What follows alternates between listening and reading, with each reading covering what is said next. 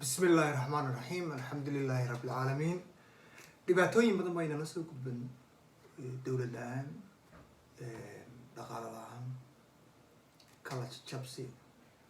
aniga ka igu daran waxa weeye qoyska burbura qoyska Soomaaliyeed wuu burburayaa maxaa yeelay waxa aynu raacnay wado aan wadadeennii aan ahayn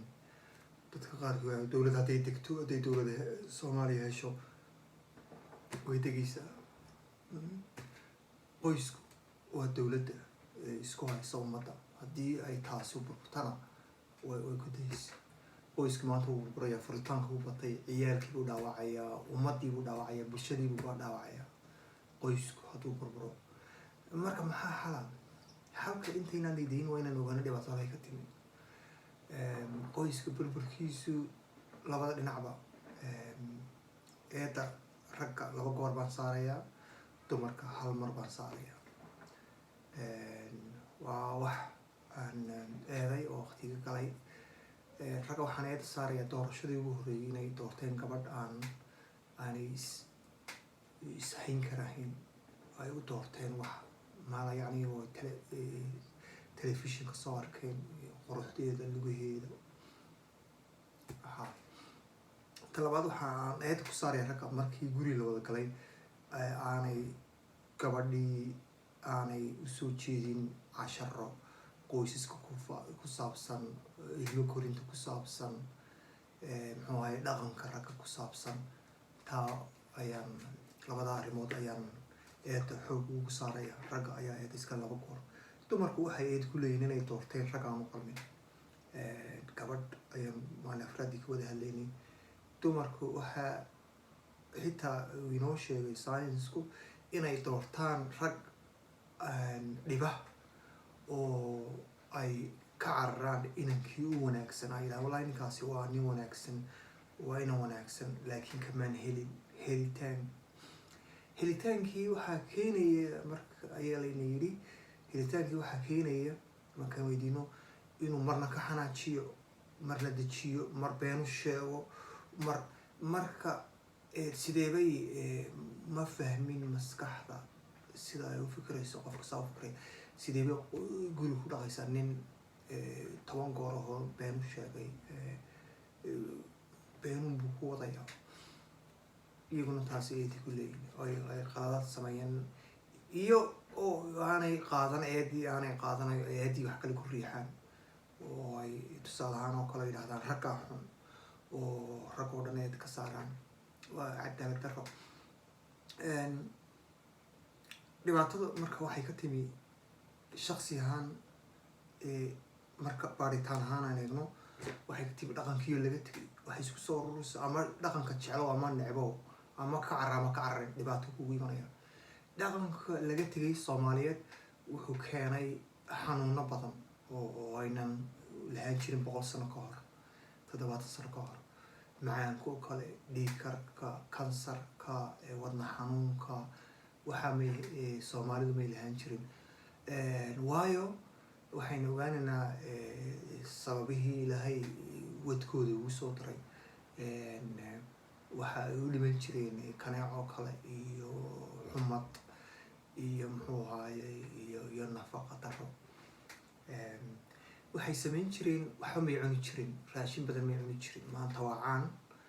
buugaagta badankooda waxay ka sheekeeyaan weliba dadka af ingiriis ku hadla ama maraykan ha noqdaan ama ingiriis ha noqdaan ama australia ha noqdaan ee dhaqaalaha haysta ama multimillionaire ama billionaire ah ee ciyaalkoodii iyo reerahoodu wax barteen waxa ay soomaan bishii waxay soomaan sanadkii 12 cishay soomaan raashin yarna way cunaan dadka kale caadiga cadaanka 90% waxaa lagu leeyahay raashinku idin fiican yahay 3 goor waa inaad cuntaan waa inaad baasto cuntaan waa inaad ice cream cuntaan waa inaad qabandida cuntaan roodhida waa inaad cuntaan waxyaalahaas oo dadka wax bartay ma cunaan roodhida roodhi ay gurigooda ku samaysteen mooyaane ma cunaan baastana ma cunaan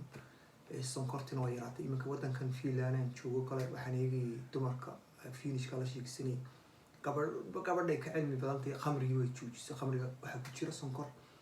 marka sonkorta hilib buu saariya dheeraada ay saariya gabadha Soomaalidu waxa may cuni jirin caanay cabi jireen 6 ilaa 6na way shaqayn jireen rag iyo dumar kabaha ay 6 subaxnimo xidhaan 6 habeenimo ay dhigi jireen caanay cabi jireen bilo waxa laga yaabaa inay qamandi ama digir wiigi mar cuni jireen marka maxay keenaysaa jirkii wuu caafimaad buu yeelanayaa hilib badan ma saarnaanayo firfircoonidiisa badanaysa dadku waxay u haystaan soonka inuu jirka waxa ma qaban kartid markaad sooman tahay oo sida kale fikirka wuxuu noqonayaa 100% ayuu qofku noqonayaa markuu gaajoonayo markuu sooman yahay jirkaaga iyo firfircoonida waxaad u taqaan laga yaabaa energy-ga firfircoonidaadu waxay noqonaysaa iyaduna 100% raashinka marka qofka cuno ayuu degaa soo foofsada marka raashin waxaan uga socdaa raashinka badan uma dadkeena may cuni jirin waanis cuni jirin oo may kawaadhi iyo taraamiyo iyo waxmay raaci jirin iyo tarintoona dhibaatada dhaqankii markaan ka tagnay raashinkeena cuni jirnay ka tagnay ay noogu timi xanuun baa nagu yimi marka xanuunkii wuxuu ku bilaabmay aabayaasheen iyo hooyayaasheen waayo markuu yimi gudumaystu ingiriiska ama talyaaniga yimi wadanka raashinkii wuxuu keenay tobaakadii buu keenay sigaarkii la cabayey tobaakadii halka la gelinayay saliid buu keenay wax dadkeenu waxa may shiili jirin hadday wax shiilaanna waxay ahaan jirtay wax yar bishii mala 6 bilood mar ayay hayd raashin iyagu ay ogyihiin oo ay keeneen ay ku shiili jireen saliidii baa laynoo keenay sonkortii baa laynoo keenay sonkorta maynaan nog lahayn inkastoo ingiriisku uu yidhaahdo waxaa ii keenay waxaa isagana baray carabtaa bartay maynaan lahayn macaankaynu cuni jirnoo kale wuxuu ahaa midhaha ka baxa meelaha midhahaasina sidii ogniba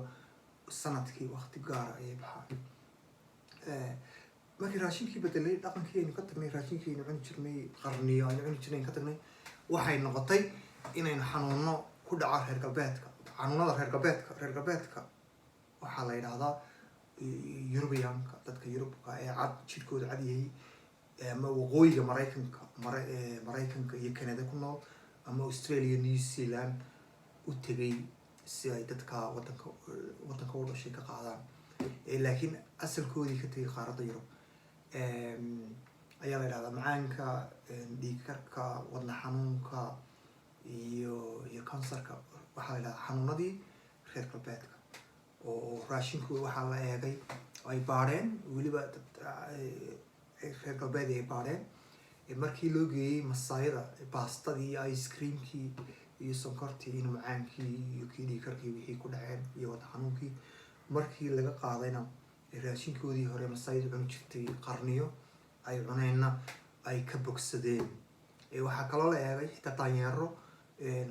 beerta xayawaanka lagu hayo ayaa la siiyey